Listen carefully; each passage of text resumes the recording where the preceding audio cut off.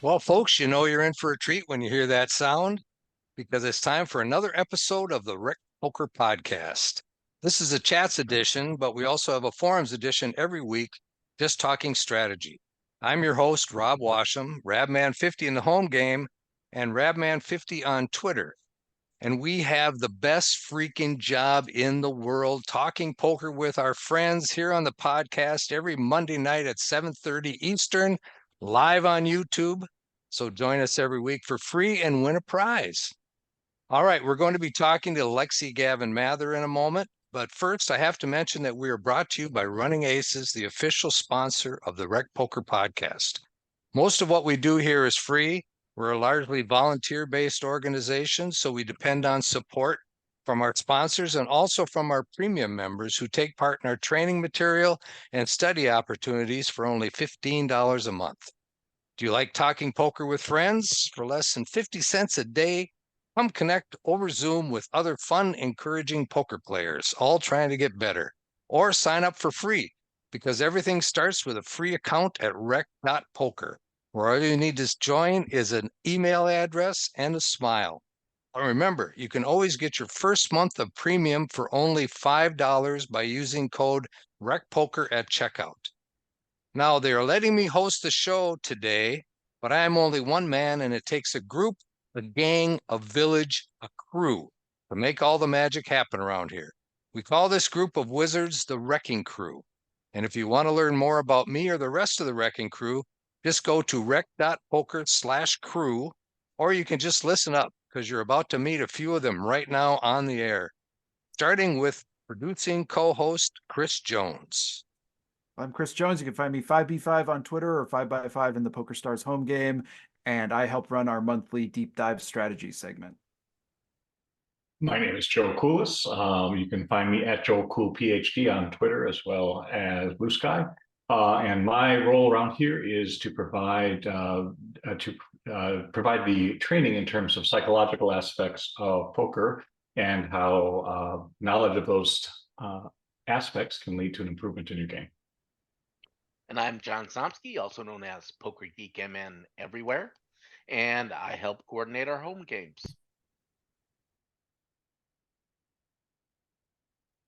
Keith, you're Keith muted. Ramp is pulling a Somsky because he is muted. Sorry about that, folks. I'm Keith Brandt. That's Monkey System online, just about everywhere. And I run the Monkeys Off-Table Tools segment in RecPoker every month. Okay. So pleased to be joined this week by Lexy Gavin-Mather. Thanks so much for coming on the podcast, Lexy. And if our audience didn't know you, how would you define your own role in the poker world? Wow. Well, first of all, thank you for having me. I always love chatting with the RecPoker podcast or the RECing Crew. Your theme song should be Miley Cyrus Wrecking Ball. Yeah, right. If we could get the copyright rights, maybe we should. Yeah, but you don't want to see any of us flying in on a wrecking ball with self-nude, right? So I would call myself professional poker player and poker coach. But I really say that I'm all things poker. I am a new author of a poker book called Mastering Small Stakes No Limit Tournaments. I am a poker TV host. I co-host Poker Night in America on CBS Sports. And I own a poker training site called the Poker Accelerator. Or poker training course. So really all things poker, but I'd say professional poker player and coach is top two. Cool. And I'd like to ask, what about the Poker Accelerator course? How does that all work? And how did you come about, I guess, creating this poker course? So I've been a coach for pokercoaching.com for the last 5 years. And a lot of the content on that site, the site is absolutely great, but I find that a lot of the content is more for, it's not for very beginner players. You have to have like an understanding of poker. And with my course, you have to know the very, very basics. You have to know the rules. But it's geared more towards like the beginner slash, recreational player. And it's more of a transformation. So it kind of goes in chronological order of what I think is the most important to start, and kind of takes you on that journey to be able to hopefully be profitable. So yeah, it's called the Poker Accelerator. You can check it out at LexyGavin-Mather.com, Lexy with a Y. And yeah. That's very cool. It sounds like your poker course would fit very well with the type of audience that we would find here at Rec Poker. Yeah, Sounds like it's very Rec Poker friendly. So sure. that's kind of exciting, because I agree with you when I look at a lot of the poker coaching content out there, and not just pokercoaching.com, but any of the major poker coaching sites. They seem to really have gone to the next level up and are dealing with people that are in the, poker, on the poker felt like 40 hours a week. Yeah, And yeah. And the content over there is absolutely amazing. And I actually still yes, coach with them. So if whoever's watching does want to check out like the pokercoaching.com, you can try pokercoaching.com/Lexy for 3 free days of their premium content. So yeah, Jonathan Little was great. He was very supportive of me starting my own course. I find what separates me from a lot of the other coaches is that I'm a female, and I actually I do private coaching as well. And I was told by Jonathan Little's team that I was one of the most highly requested private coaches, and I think it might have to do with maybe the fact that I'm a female, and you just don't get a female's perspective that often when it comes to coaching. So that's very true. yeah. I'd like to ask you about your new book, and the process of writing a book. I mean, that's got to be a huge endeavor. Yeah. And I know that you're very busy because I watch your vlogs. I see that you're traveling all over the world playing poker, and you and Bob are doing it, doing it upright. So how did this new book come about, and what was that process of writing it like? Yeah. Well, first of all, thank you for watching the vlog. I really appreciate that. Yeah, it was kind of crazy. I was approached to write the book. Actually, Jonathan Little had reached out to me. I have a lot of thanks and gratitude for him for a lot of my career. He approached me asking if I'd be interested in writing the book because our publishers, shout out to dnbpoker.com, because Dan and Byron are absolutely amazing. I think you guys are having them on the pod next week. Yes, we are. Yeah, so they were looking for someone to write this book called Mastering Small Stakes No Limit Tournaments, and it was actually the year that I was planning my wedding, which I had no idea how much of an undertaking that would be. And I was like, "Are you sure you guys want me? Like, I'm not an author. I'm a poker player." And they're like, "Yeah, you'll be fine. You're a subject matter expert. You know your stuff." So I was just like, "Sure. How much work can it be writing a book, like, and planning a wedding? No big deal, and trying to launch my new course." So I agreed, not knowing how much it would actually be, and it was a crazy, crazy ride. I was like studying how to write a book, and it was just it was a lot. And I am a procrastinator, so I actually waited until a few months in to even start writing the book. But I wound up getting it done by my deadline, which was shortly after my wedding. And yeah, that was perhaps one of the most stressed I've ever felt. But I'm so glad that I did it, because it feels amazing to be able to call myself an author. I really hope people like the book. It just came out on Friday, if I believe. Is that correct? Yeah. It was released in Europe like a couple weeks before then. I did a little book signing in Paris where I got to meet one of my publishers, Dan. And that was awesome. And then I just started seeing it come out in America this last week. So Nice. And it looks like, based on the title, again, it's something that would fit in very well with our audience here at Rec Poker. Yeah. Because let's face it, we're not playing a lot of $5,000 tournaments. We're playing a lot of dailies, 100, 200, maybe $1,100 tournaments that's a big step for us. So Oh yeah, this for looks like it sure. might fit really well with our audience. Yeah, totally. Okay, I'd like to know, since you're so busy, you're doing all this stuff, where and how do you find time to study, and what does that look like when you're actually studying poker? So, yeah, that's a good question. Well, first of all, I study in a lot of different ways. I have a study group of pros, some of them who have won multiple rings and bracelets and stuff. So we try to meet like once a week, and just do like a big group study where it's very, very GTO heavy, which is not my favorite, but I'm trying to study a little bit more GTO. And then when I private coach, I get to see a whole other perspective. So that my students send me their hand history, so I get to see their thought process, and I think that actually helps me a lot. Just kind of, like I said, see a different perspective from people that maybe aren't as GTO. So reviewing their hands definitely helps my game a lot, and which is just a bonus because I absolutely love private coaching and just coaching in general. And then I have a coach myself. I work with Matt Stout sometimes, and some others. And I try to watch some pokercoaching.com videos and just try to stay up on my game, watch the high rollers on Poker Go. So yeah, I just do that more in my free time. So yeah, that's that's kind of how I study. It's kind of all a bunch of different like little things that come together for me. You have something there, Chris?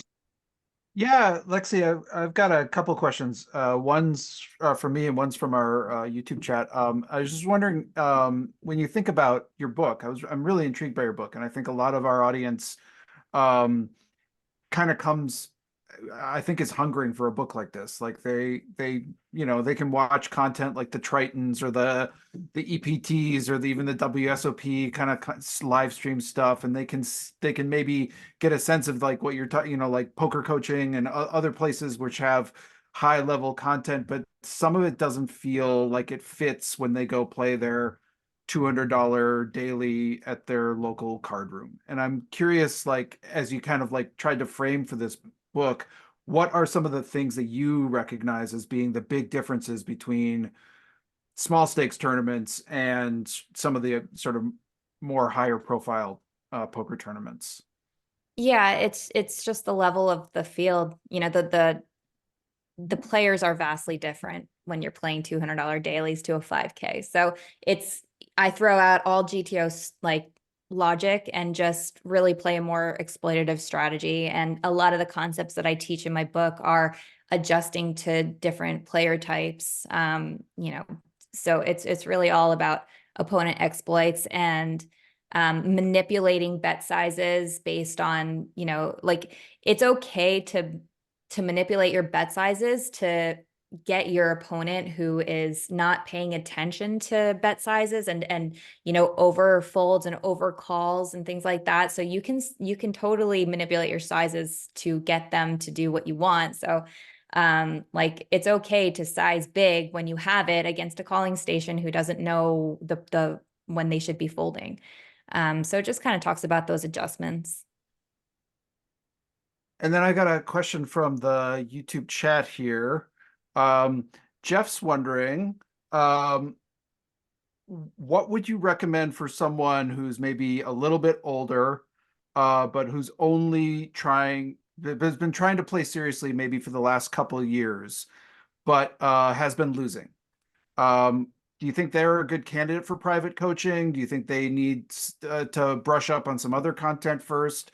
What would you recommend as a first step for Jeff?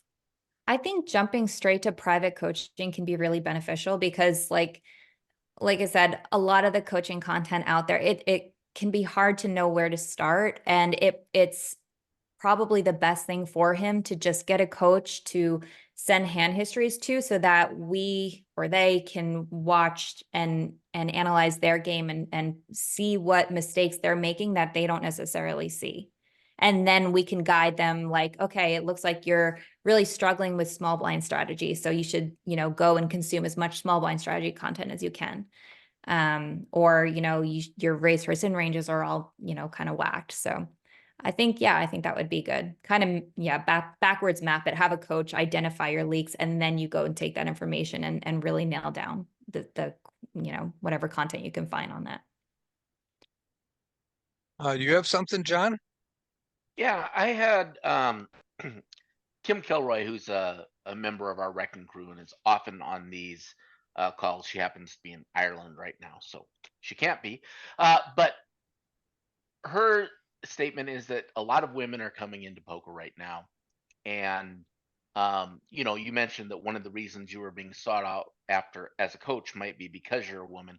And I was just wondering if that was from a lot of women, because women know that you'll be accommodating to women and aren't going to be a jerk, or what's the Surprisingly enough, I think I've only had like maybe 5 to 7 female students, private students, out of the 100 plus that I've had. Sad to say. Maybe more like 8, but I really don't think more than that. so basically, if there are any women that are looking for an accommodating coach, Yeah. they should maybe head your way. Yes, for sure. I'm actually going to be working on a women's only course. I think that the market is lacking something like that. And, Poker Power does a great job with that. But I want to create something that I can offer women only who might feel intimidated to step in a poker room, because I do find that's a commonality between a lot of women who haven't played. A lot of them say that they feel intimidated and they, they're afraid they're going to make mistakes and hold up the game. And so I want to create a course that kind of guides them through that. So, you mentioned that you get together with a group of professional players, and that's how you do some of your studying. And I know that on your vlog, you oftentimes will go through a hand history and give your thoughts of how you do it. So I'm assuming that you take notes on players Oh, as yeah, you're playing. for sure. Now, do you do that? Do you just like make mental notes, or are you putting notes down in your iPhone? Do you have a little pad of paper? What's that note-taking process look like for you? So when I'm just playing a tournament with people that I've never played before with or don't know, I don't like write down any notes in my phone. I used to do that a lot when I used to play in private games. I would list all of the players that I was playing with, and I would write notes on them, and I still have those notes, but I haven't done that in a long time, and I probably should, because I play in a card room here in Northern California where we have a vacation home, and it's the same players over and over and over. So I just like mentally know, how, like, I just remember their tells and their, I know what kind of players they are, but I think it would be helpful if I took notes on them, like, oh, this player, 4-bet bluffed me with 7-2. I think notes like that would be helpful. So yeah, that's actually a good reminder. I should start doing that again. Did you have something again, Chris? Yeah, I've got a few more and this one actually really fits from the YouTube. Jennifer's wondering, kind of relatedly, what you recommend. I assume mostly live. What you recommend the best way to record hand histories that you might want to study later or might want to bring to a coach? Like, what is some of the ways that you try to record Yeah. some of the hands you played? That's a great question. So there's 2 ways to do it. One is just as soon as the hand is over to write it down on your phone, because it's so easy for you to forget every detail. And when it's fresh in your mind, and it's, if you do it as soon as the hand is over, you can look and see, like, okay, I was this position, this player was this position, and these are the stack sizes. It's all right there. So write down as much information as you possibly can as soon as the hand is over. And if you don't feel like doing that, I tell people that they should do what vloggers do, and they should, if it's allowed, you know, just, you don't even have to film the hand, I guess. But what you can do is put your AirPod in or your headphone in, and then hit record, and like on your camera, your video camera, and then just speak the action as the hand is going on. So like, so that's what I'll do with my vlog. So that I remember, so I don't have to write, you know, the hands after every time I'm done with it. So I'll say like under the gun open, under the gun 1-3 bet, and I did this, and then you could just send that recording to your coach. I've got a couple more in the YouTube chat. Bo wonders, what is your favorite place to play poker? What's your favorite poker venue? So as far as like small rooms, the Casino Club here in Northern California is my favorite. Just because it's, you know, my home casino, and it's where, you know, I know everyone. As far as like Vegas hotels, I'd say Wynn, Encore are the nicest. The room at Encore is the nicest, I think. And I really like the Seminole Hard Rock in Hollywood, Florida. That's a good one too. I'd say Seminole Hard Rock because that's where I've had like big scores. So that is like maybe my luckiest. Yeah, that always helps the memories of a place, isn't it? When it's when you've run well there. Yeah, for sure. And then the last one, Neil is wondering, maybe somebody you know is wondering, would Bob win more poker tournaments if he listened to you more? Yes. That's funny. He actually does pretty well in tournaments. I do have to give him credit.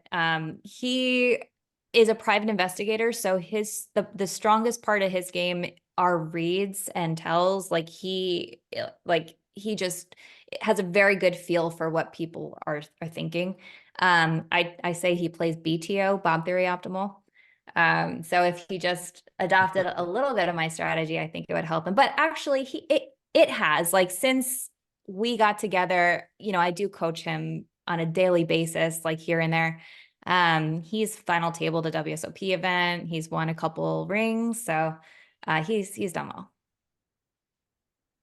Now I've mentioned I watch your vlogs. So you just said that you coach him every day, but it doesn't seem like he listens very well. No, exactly. That's why I have to do it every day. It's in one out the other. But like sometimes like things will just get stuck in the middle. So that's And I don't understand this more Bob thing. But that's another subject, but we won't get into that. that's funny. It's just a hashtag I created in one of my first videos to see if my audience likes Bob. So I said, hey guys, if you want to see more Bob, hashtag more Bob in the comments. And it just caught on like wildfire, and now we'll just hear it all the time. Cool. Now we're going to ask for a lesson. Okay. What are the common mistakes you see on the live tables? And we're probably talking more of the smaller stakes type stuff that you might play. Yeah, for sure. Well, the biggest one I'd say is open limping.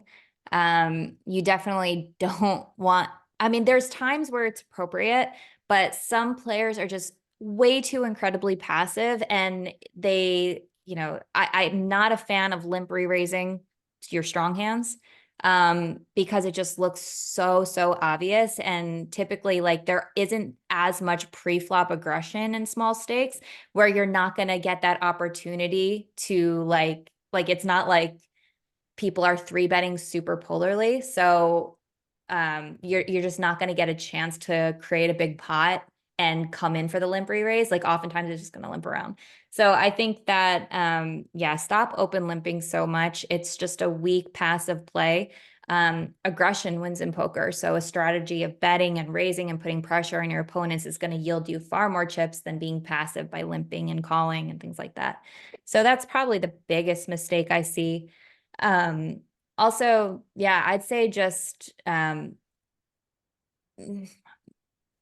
playing too many hands for sure is definitely a common leak I see. Like people are opening, you know, ace-9 offsuit under the gun and things like that. So I'd say those are the two biggest things.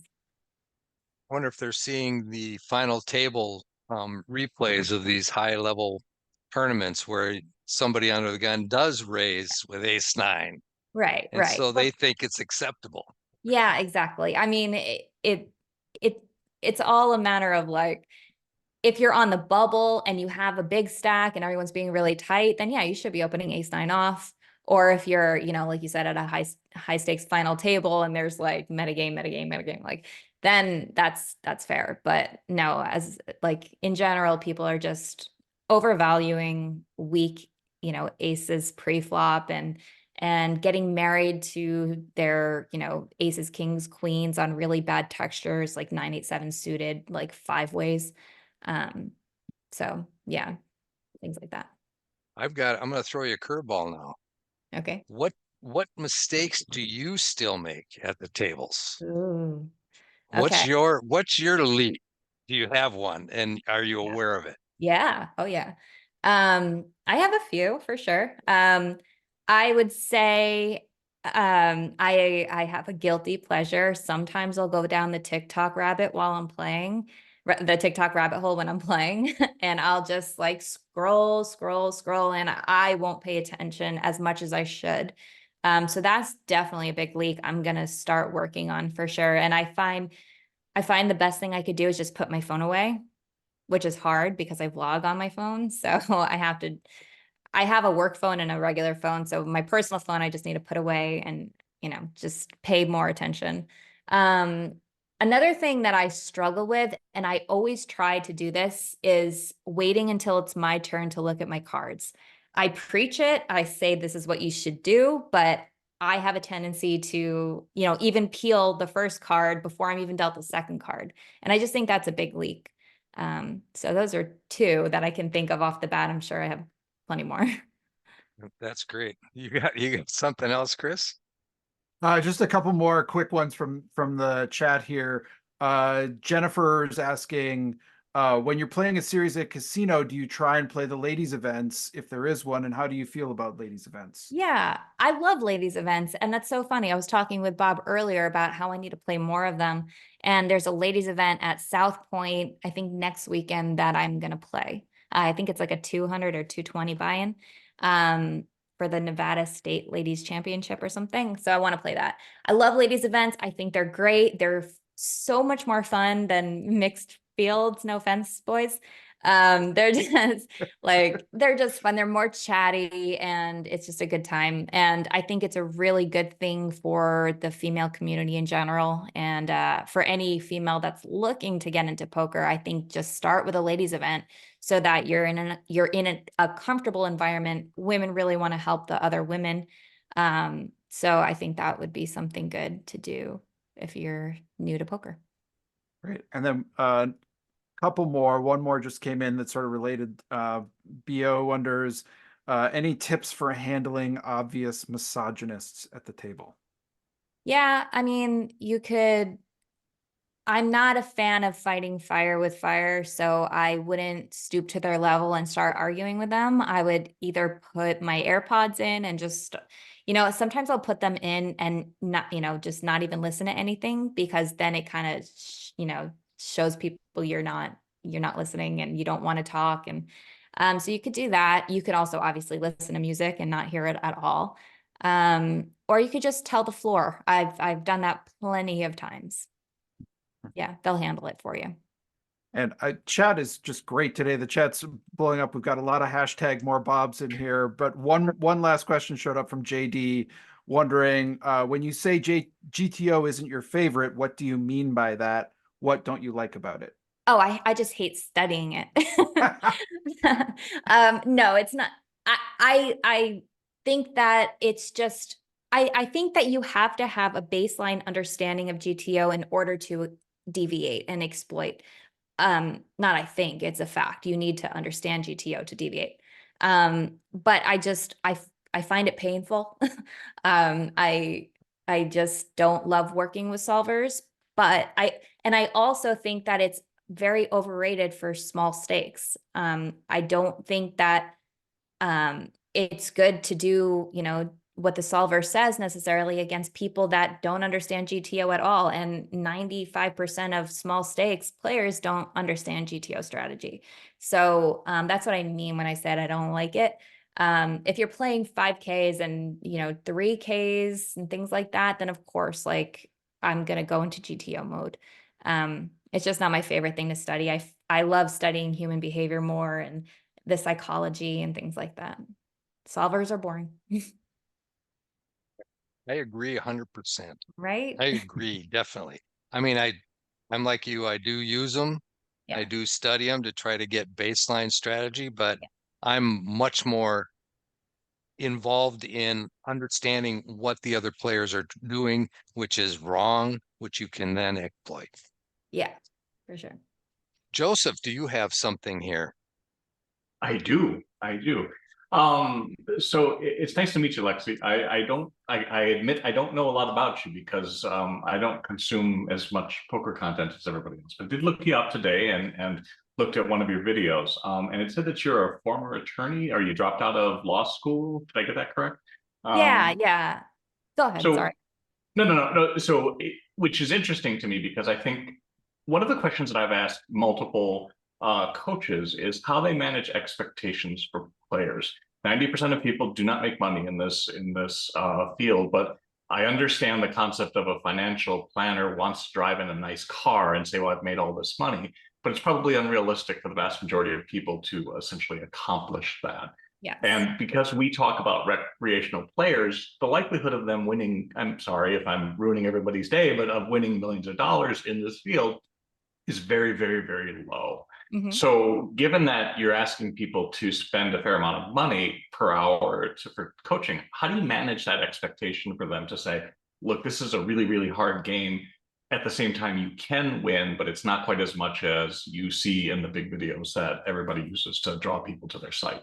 Yeah, no, that's a really good question and a really good point. With my course, I don't promise profitability. I promise enjoying the game more by having a better understanding of how to play. And with the knowledge that you're consuming, and if you complete the course, then you should be able to be a winning player. But it's impossible to promise that because there is an element of luck that is unavoidable in poker. So I more say for the people that are signing up for my course, it's more of, people that didn't understand or didn't know that playing poker could be a profitable hobby or a side hustle where you can make, maybe a couple $100 to pay your shopping bill or this or that. You can make some little money, depending on how much you play and what stakes you're playing. Of course, you can make some big money as well, but I don't even know if legally I can promise profitability. And as far as I'm not an attorney, I have a degree in political science and I was studying for the LSATs before I decided to go pro. So, and I decided to go the pro route, which thrilled my parents. So. So how much pushback do you get then from players who come in and you start to explain that, and then they're like, wait a minute, this is why I signed up, and then you get people like escaping and going to somebody that says, sure, you're going to make millions if you follow my system? I haven't had anybody complain yet. So I guess that's good. I don't have a sales team that's like going out trying to get sales. So, but I actually am going to be building a team. So I guess I do have to make that clarification. And if people want to turn away because I can't promise profitability, then, they probably shouldn't be playing poker anyway, because it's very, very hard to be profitable in poker. And it took me years, 2 years probably, of really putting in a ton of volume and studying a ton to become a profitable player. So I think people really do need to have that realistic expectation and understand the variance in poker and understand, especially in live poker, that you can go on a downswing for years, a year. Well, maybe not years, but a year for sure. So yeah, and I think it's interesting too, because it's when I look around at the poker sphere, we're talking about solvers, which are incredibly complex statistical modeling of how people are going to play, and very smart people are coming into the game and still losing money.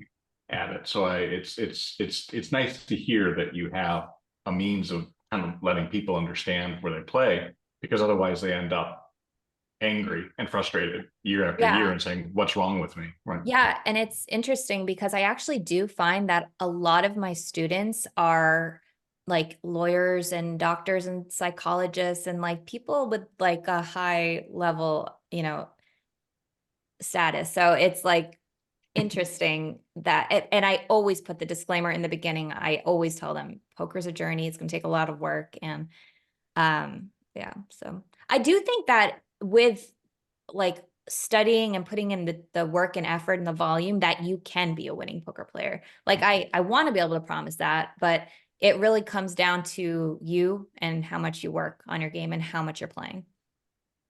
Yeah, I would agree with two things there. I mean, I think that you absolutely can. It's just people underestimate the amount of work that goes into that.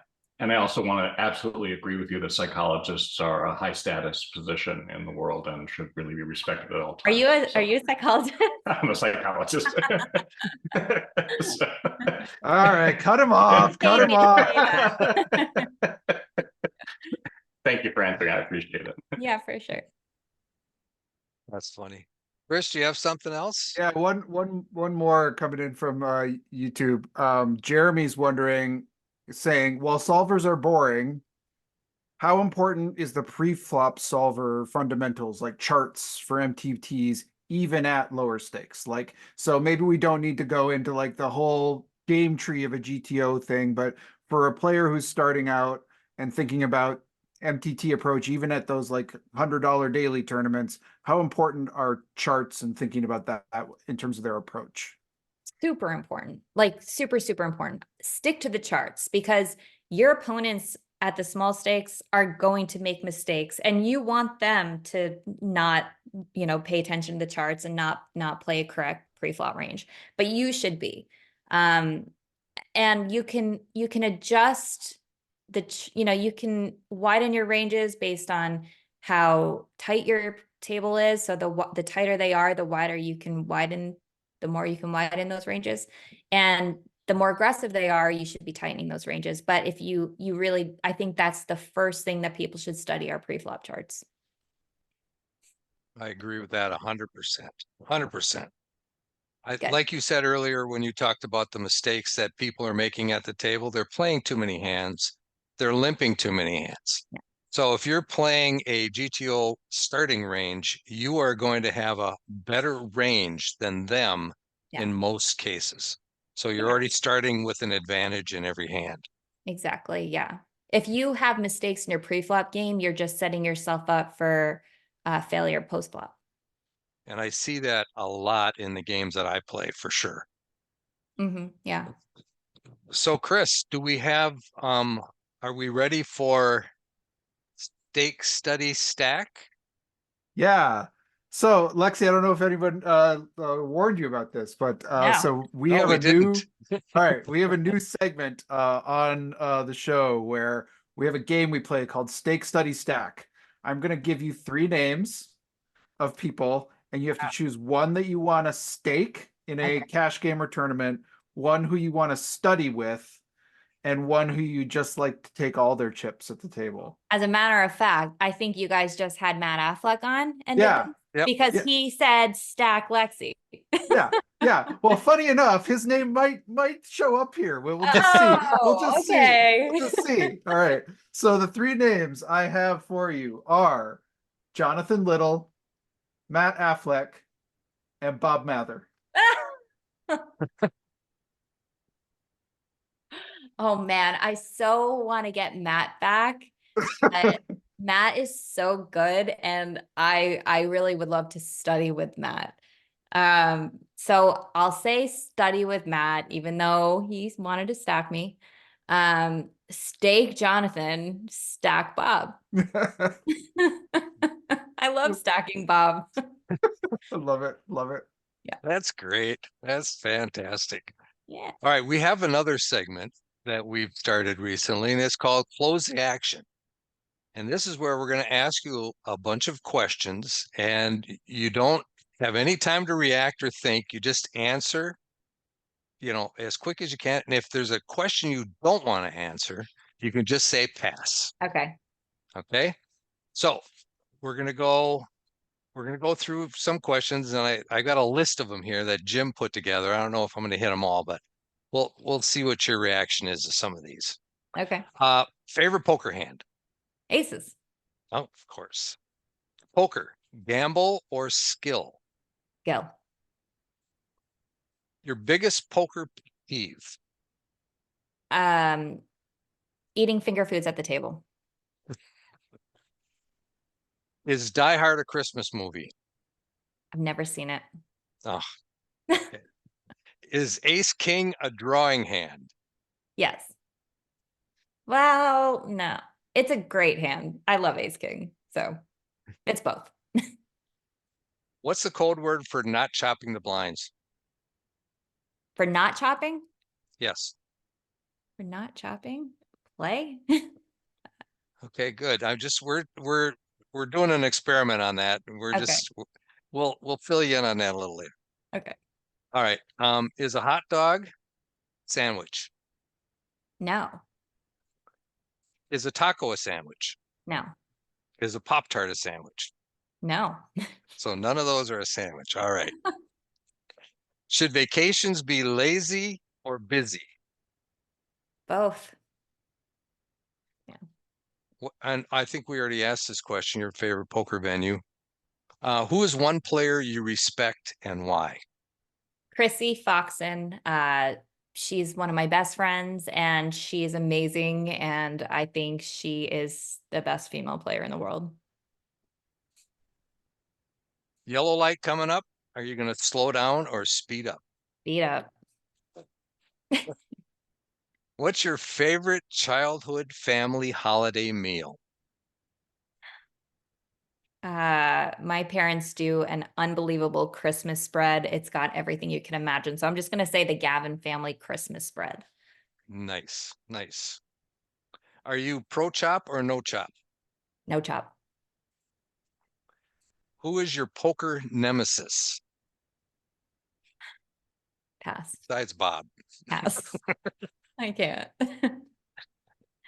You're not going to give us. All right. No. What is one thing you can't live without? My husband. Wonderful. Great answer. And it looks like, based on our scoring system, you scored an amazing 1,650 points Nice. Out of. out of infinity. Oh, okay. Well, not so nice. No, there's really no points to it. We just throw that out there. All right. Do we have any more questions for Lexy? I have one thing that I'd like to talk about that I'm doing. All right, that'd be great. What is it? It's kind of different. So I get a lot of comments on my feet. So I've decided to start an OnlyFans for my feet. No, come on. Yeah. No, you're kidding, right? Yeah. April. I suddenly have questions. Oh man, you didn't believe it. No way. No way. Yeah, April Fool. Who's ever even seen your feet? I actually have gotten comments on my feet when I played on the main event feature table on ESPN. I was in flip-flops and I got some tweets from this guy whose like handle had like a foot in it. So I guess he has foot fetish. And he was like obsessed with my feet and like would tag me in feet pics and he took a screenshot of my feet. It was very bizarre. Wow, I thought that you guys are going to believe that. No, you did believe it. You weren't sure. No, I didn't believe it. Okay. I didn't believe a word of it. Are you a fan of Girls Five Eva, the show on TV? Oh, no, I haven't watched it, but I saw it and I was gonna watch it. If in the third season, there's a running joke about one of the person's feet, and they have a feetopedia or something about different feet and things like that. It's very funny if you get a chance. Is it a check good out. show? Oh, it's fabulous. It's Oh, fabulous. good. Yeah, Okay, it's very, very funny. So. Okay. All All right, right. Lexi. Good call. Um, Good call. You got me. Yeah, I'm surprised. I didn't come up with any April Fool's jokes for today. I wasn't even thinking about that. So, if people want to get in touch with you, what is the best way to do it? LexyGavin-Mather.com. If you go visit that and go to sign up for the free training, you can enter your email and then you can ask me questions there. I always respond. Also, you have a newsletter. And I do get the newsletter. So what should I expect to see when I get your newsletter? So it's going to be new course. When I come out with a new course, I'm actually going to be starting the newsletter up again. I haven't sent one out in a little bit. Okay. But yeah, anytime I make a new course, what my upcoming schedule is. We have the World Series Poker coming up, so I am going to be vlogging that. I don't know if I'm going to do every day, which is what I've done for the last 2 years. But probably one a week, if not more. I might end up doing one, a daily video, who knows? But check that out at Lexy Gavin Poker on YouTube. Again, Lexy with a Y. And I'm Lexy Gavin Poker on all my social media as well. So I'll be updating for the series on all my channels. Now I watched every single daily vlog last year on Stop the World it. Series of Poker. Yeah, I did. Every day I'd watch you and I'd watch that other guy, Negrani? Real Kid Poker or whatever it is, Oh, that whatever guy. his name Yeah. is. Yeah. That Kid Poker guy. Yeah. But I'd watch you every day and I was amazed that um I was, and one of the thoughts I had was, is that distracting for you to, from the standpoint of focusing on your game when you're making sure that you're creating content while you're doing it?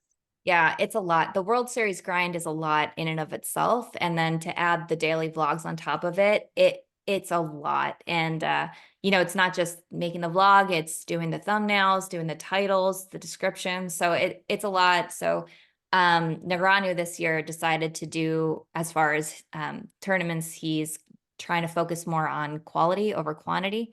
And I'm going to try to do that as well. So maybe a few less tournaments than I normally do, and a few less vlogs as well. And then I'm still gonna, I think my plan is to do one vlog a week and just recap everything that I've played that week. So I'm still like going to be doing a little bit of filming every day, but it's not going to be as much. That's my plan. Like I said, I might end up last minute deciding to do every day because I'm Well, kind of, whatever you end up doing, I'm sure I'll be watching it. thank So you. I appreciate I it. love it. I love it. So is there anything else you want to end with before we go on to our other features? I think that's it for me. Good. Any other questions from anybody? All And right, if you want to Lexi. purchase my book, visit dnbpoker.com. Yes, and we have permission to give away one of your digital copy of your book today from the boys at D&B. They're the best. So when we want people to start putting food bank into the chat on YouTube, because we're going to be giving away a digital copy of Lexi's new book, Mastering Small Stakes, No Limit Tournaments. So start putting food bank in to the chat. And thank you very much, Lexi. You're great. You're a great ambassador of the game. And I look forward to watching your vlogs. Thank you so much. It was awesome chatting with you guys. Bye-bye. Okay. Bye. And now we're going to go to John Somsky, and he's going to tell us all about the home games for the last week or so. Well, before we do that, I just wanted to announce that I am going to actually open up an OnlyFans for the blurry image of the door in my background. I've heard lots of people saying they wanted more of it. So, it'll all be with the door closed. I'm not going to be opening the door at all, but there will be lots of blurry OnlyFans pictures available. So Nice. Not just of your feet. what? No, Not of not your my feet. feet. I will not be in the pictures. That's also been requested. So you can just contact Chris at rec.poker for any information about the blurry black door OnlyFans. Uh, Oh, First thing is we are coming up on April. This is the 1st of April, and that means that it is time for our Go for the Gold tournament. If you have ever won a silver pin, of which I have not, but if you have ever won a silver pin, then you are eligible to play in the Go for the Gold tournament, which will be Wednesday, April 17th. There is only one more opportunity to win a silver pin prior to that, and that will be for if you won a tournament in March, which again I did not. Then you will be able to play in the March Tournament of Champions, which will be taking place on April 8th. And the winner of that will also be eligible to play in the Go for the Gold series. So this is your opportunity to win a gold pin. And John, there's only currently one gold pin recipient in all of history, right? Is that correct? Correct. Only one So- person in the entire lifetime of the game has ever won a gold pin. And do you know who that person is? Yes. Spot Conlon, Oh, you're right. Yeah, well, that's of course. And Daniel just to, Kennedy. I knew that I would know the answer when I heard it, but I could not remember to come up with it. So thank you there, Rob. Yes. Now we'll go on to our series. On March 25th, E. Anderson 85, Eric Anderson got his second nightly victory for the year. Shark Slayer 21, Lucky Hawes got his first nightly victory for the year. LL Tahoe got his or her second nightly victory for the year. Jay Sedum, Jeff S. got his first daily mixed victory for the year. Larson's Opening, George Borden got his second international victory for the year. The Took, Brian Cole got his first international victory for the year. And Swedish 5077 Lars won the LPP event. So he can contact info at rec.poker for his free month at Learn Pro Poker. Thank you, John. Since today is April 1st, we would normally have the ROI for the month of March, but I had to wait for the tournament last night to be done to download the stats for that. So I don't have it quite ready yet. So hopefully next week you can see the ROI stats for March. Okay, Chris, do we have a We've got some entries in here. We've got five entries so far. So I'm going to pull up my six-sider, and the order I have it is Charles Allen, Jennifer Galloway, JD Millay, Jeff Catt, and K Poker Wannabe. So that'll be 1, 2, 3, 4, 5. And if I roll a 6, I will re-roll. And No, you can, Chris, you can put actually number 6 just came in, Jeremy. so we'll put $20 because you didn't roll. Oh, somebody won? Well, no, somebody came in and is now number Oh, 6. number 6. Okay, well then there's no 7-sided dice. Yeah, so there's no it's 7-sided ridiculous. dice. So away we go. We've got, and our winner is it's a 1. Charles Allen, B-Chip. Great. So Charles, just email info@rec.poker and we'll set you up with a digital copy of Mastering Small Stakes No Limit Tournaments by Lexy Gavin-Mather. All right. Is there anything else anybody wants to add? I will add that we are starting our new book study on Wednesday. So anybody watching us live, please note that on Wednesday, we're starting our next book study, which is Excelling at No Limit Poker. It's by Jonathan Little. It's published by D&B Books, and it is actually a list of everybody you've ever heard of that's written a poker book. Has one of the chapters in the book. So it is an interesting read. You can get to a lot of viewpoints from a lot of different players. So join us on Wednesday, 6:30 Central Time, and we'll be starting our first session of Excelling at No Limit Poker. I got one thing, Rob, and Sure. that is if you're watching live, not listening on the podcast, tomorrow is the finale of Malrec Madness. So tune in. Twitch, twitch.tv/RecPoker. And we'll be on the call. It'll be an exciting matchup, and we'll see who wins this year's edition of Marek Madness. All right, we've got to get a handout to John there, because I believe John's in the Final Four. And he did it by beating a notable poker player last week. So hats off to you, John. It was a great win. Thank you. And we also have another member of the Final Four on this esteemed panel right here as well. Joe Yes. has made it to the Final Four. How did that happen, Joe? Paid somebody off. So slip Reed, $20 to get out of his basement, and another 100 to actually get into the Final Four. So it's Chump change for you. short.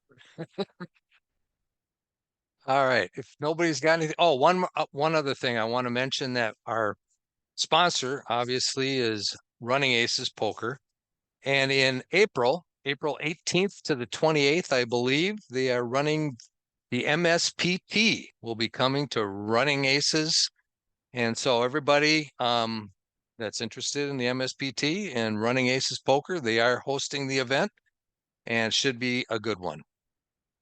So I'm sure Keith will be there. All right. Okay, if that's it, then we will end this episode.